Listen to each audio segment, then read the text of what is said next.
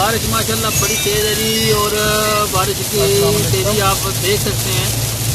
जो वाइपर भी जो है वो बारिश को कंट्रोल नहीं कर रहे हैं। अजमान के रोड पर हम जा रहे हैं और बारिश की शुरू हुई है। रात में सफर शुरू हुआ है।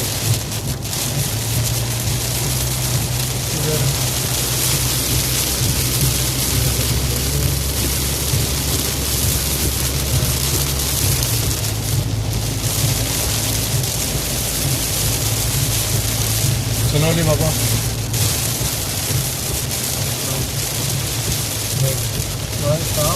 माशाल्लाह जी बहुत ज़्यादा बारिश हुई है जी माशाल्लाह। देखो जी कैसी पेशेंट कोई दोस्त की थी। मैं तो अभी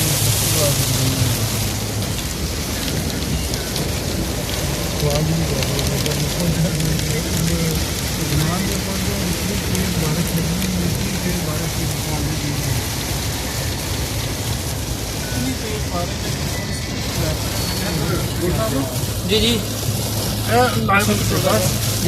लाइव